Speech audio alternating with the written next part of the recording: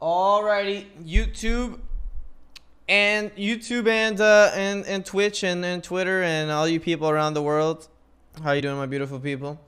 So we're gonna be talking about the new SPL changes that were updated about 7 hours ago. They dropped on Twitter and on their page. So we'll start off with what are the most important things that are happening. What is high risk really changing? So from season 7 to season 8, which is next month, at the end of January, I believe. Can you make the size bigger? It's okay. I'm just gonna have it open. I'll drop the link in the YouTube. You guys can click it and read it for yourselves. I'm just gonna talk about it. Just hover. The biggest thing is that Hi-Rez owns the teams. Orgs do not own the team. The org can sponsor the team, but Hi-Rez owns the team. Hi-Rez pays the teams. That is huge. Why? A lot of the times throughout the past of Smite, orgs own the team. And now when you're talking about a game like Smite that isn't the biggest but isn't the smallest, it's in that weird middle where, yeah, their competitive league can benefit. There is some money flowing around, but it's in a weird spot where like if you own a team, let's say Cloud9 or one of these orgs, if you own a team, it might not be beneficial for money, and you might want to hold on to the money, or you might not want to pay your players on time, or all these little things that can happen when an org owns a team because the contract is not with Hi-Rez. But now that Hi-Rez owns the team, people will be paid on time, and there's only one person that you can blame if people don't get paid on time, if people move rosters around without Hi-Rez knowing anything, and Hi-Rez coming in as a third party is kind of awkward because that's their league. You know what I mean? So this is huge for Smite and SPL. A big turn on for me to try to come back and play again. So before, let me explain to you guys how SPL teams get picked up. So how does this work? Leon, why don't you play in the SPL? Well, this is how it works. In the beginning of the next month, January, it's going to be free agent, the free agent period, where you're gonna talk to friends, the players at the top of the game, all the pro players / SEC players / SOC players, whatever, whoever you find, and you're gonna say, hey bro, Zero Hose, for example, or Cubo, you guys want to play? I'm gonna be your support. Cubo, you go jungle. Zero Hose, you go mid. They all say, yeah, I'm down, bro. Okay, so I'm gonna hand this team over. I'm gonna hand this team over to the orgs, which before, the orgs had no clue about Smite. Who in Liquid or who in a lot of these orgs know anything about the Pro League and Smite and who are actually the good players? The orgs only know is what you tell them. So pretty much, I can go up to any org last year and be like, yo, I have these 4 players. One's a world champion. The other one is a pro, two ex-pro players. And this is another whatever player. So the orgs are like, okay, so you guys are good, right? Yeah, we're the best. Okay, we'll sign you guys. That's literally how it works. Obviously, the orgs are not stupid. They're investing their money, so they probably ask around, right? They ask Hi-Rez, oh, is this guy actually a pro player? Or is this guy actually won a world championship? Or, you know, they probably ask around because, I mean, I'm not saying the orgs are dumb, but that's literally how it works. So that's very awkward. That's a very awkward way of doing tournaments and stuff, like, you know.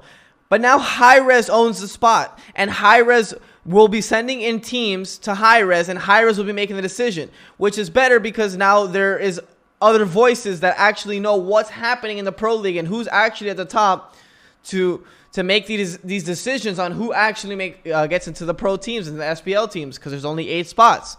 Okay. We got that through. Now that you know how SPL teams are formed and get made. The big thing is they upped the player pay from 30 grand to 46, not including tournament earnings, I'm assuming, or I'm pretty sure. And coaches are doubled from 10K to 26. This is huge, obviously. I mean, you don't mind an extra 16 grand. This makes it worth to live in Atlanta, right?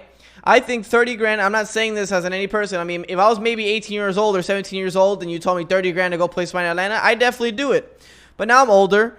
You know, now I'm 24. and now I have a house to pay. I have a lot of other things to pay, and 30K just doesn't seem like, yo, I'm gonna give up my life and my family to go make 30K, right? So this is a big 50. Now we're talking. We'll round it up. We'll say 50K. I think 50K is definitely worth to sack everything and go live in Atlanta and play your hardest and work hard and grind and put your everything into the game, put your everything into the content and producing for high-res, right? I think this is a big initiative. This is huge.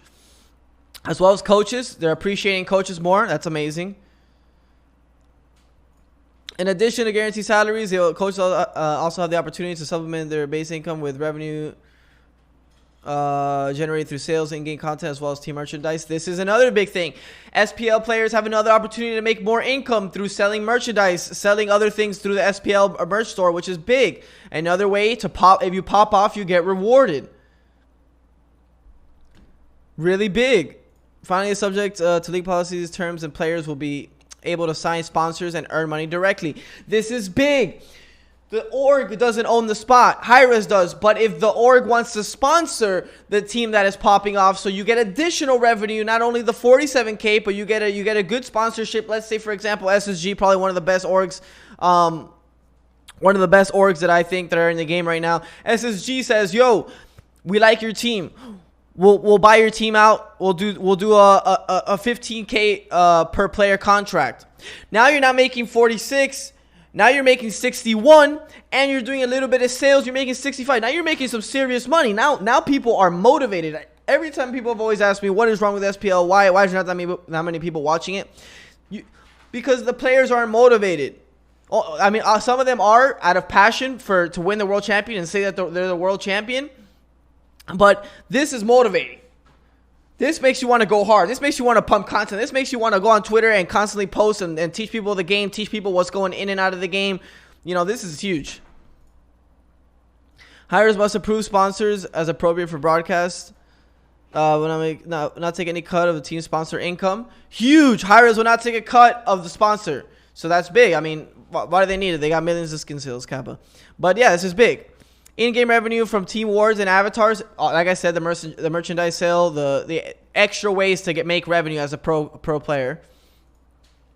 Personal streaming revenue, of course, or prize winning. Awesome. This means instead of the usual percentage cost, awesome. This is awesome. All awesome. This makes you want to play pro. This makes players want to come, play Smite, get to the top of ranked, and play pro. This is what this does, which creates more players playing the game, which creates a better rank system, which creates a bunch of big things for the game, in my opinion. If this is how you bring and make Smite bigger, in my opinion. And like they've done throughout the year, they keep bringing awesome partnerships. You know, with TMT, Avatar. That's awesome for the game as well on the casual side of it, which is important for us as well. Do you think this will motivate more EU players to jump into SPL? Yes, no doubt. If you're a European player and you don't want to leave your fam, I understand that. But when you talk about 50K and you might have a chance to make more from sponsors if you're a top team, probably the same, maybe 60K, and you're streaming, or even if you're not streaming, and then you're doing some revenue sales, 65. If 60 or 65K isn't enough for you to jump ship, then you must be making money over there. That's all I'm gonna say. But all right, so let's talk about this. How will high-risk select teams? Pretty much what I said. They're going to accept team roster applications for 8 available Smite Pro League spots. So this is a tough. This is the weird spot here, right? This is like kind of awkward, right? Because I haven't played pro in a year, right? I mean, I played competitive. I won the finals in SEC in the summer. I won World Championship 2 years ago, and then I played SPL 3 years ago. So I've stayed in the competitive realm, but I haven't played SPL in a while, right? So let's say for me, I look for a team roster. Let's say, for example, I look for Uzi, I look for someone else, and I grab those 5 players and I say, hey, Harris, this is my team.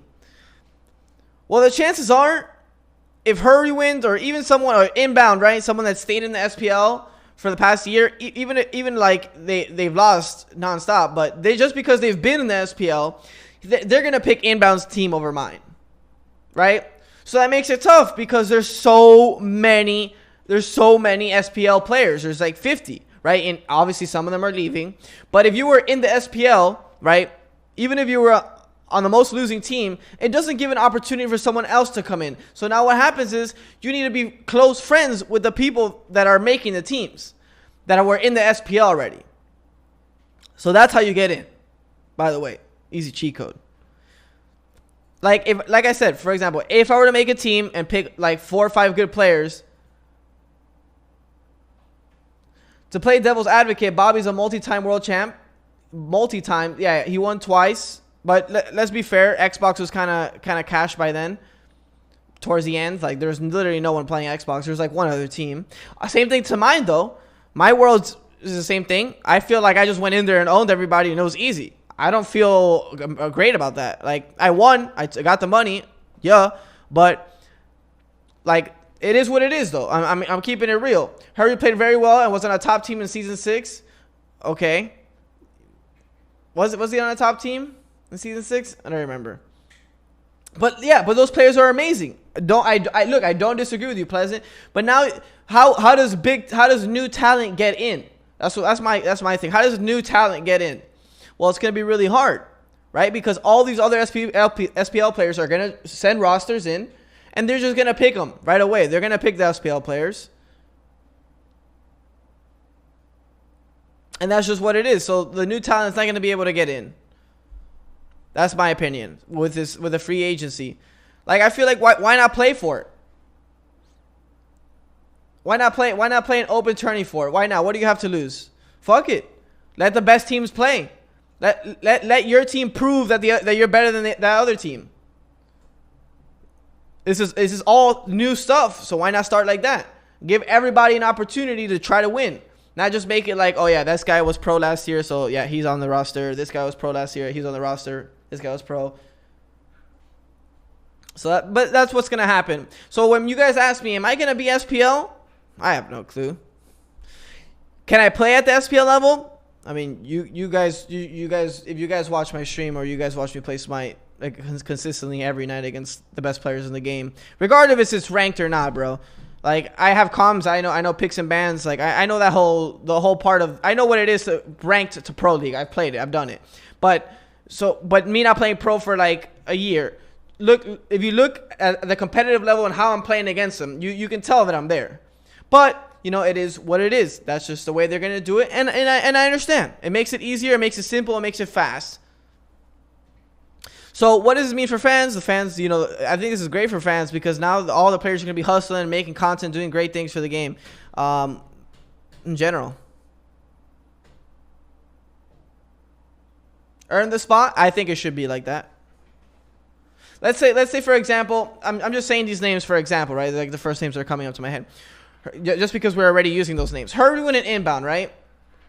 Hurry win an inbound, make a team, right? They each make a team, whatever, let's just say 4 SEC players, 4 SEC players, both. Who are they gonna pick up? Hurry win because he was the team above Obey? Like how do you pick that? Earn the spots. Play a tournament where the top teams are put in that, the top like teams that they pick, put them in a tournament, let them earn the spot. Not just handpick these spots because they were already playing SPL. So it's going to be the same 50, 60 people again.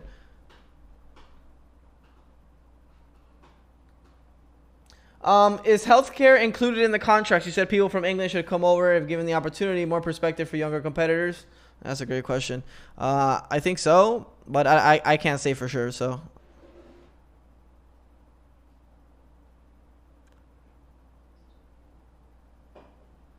But yeah, so everything in here is amazing for Season 8 and SPL, and if you want to play SPL. The only problem that I have is with this. I feel like this has always been super, super weird for me. How it used to be and how I feel like it should be was that before you would have bottom teams relegated and then you would come up and you would play against them with your new roster against this new roster, and if you beat them, you get the spot. You earned it. I feel like it's gonna be like the same people and they didn't earn it. And no disrespect to the players that are at the SPL level right now. Shout out to them. They've been grinding. They've been hustling. They live in Atlanta right now. That's amazing. But how do you expect new talent to come up?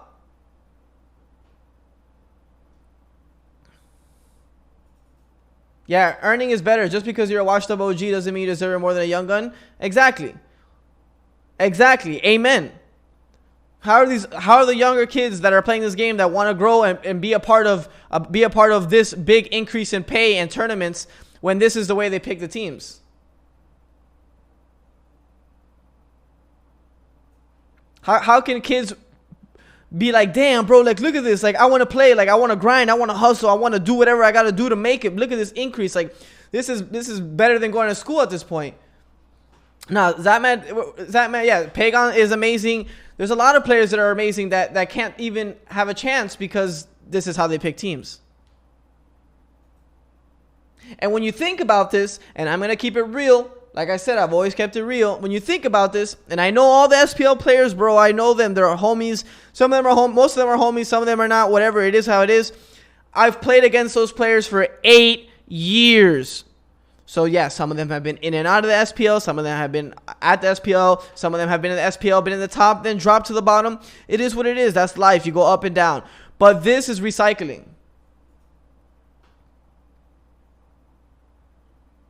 This is make it, earn it. If you're doing something brand new where Hi-Res owns it, it's all brand new, no orgs, no nothing, make it a tournament.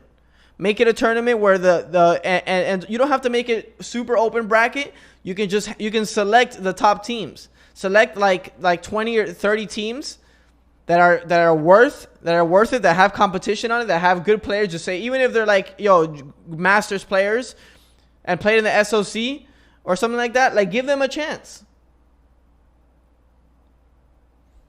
That is, like I said, that's my only opinion.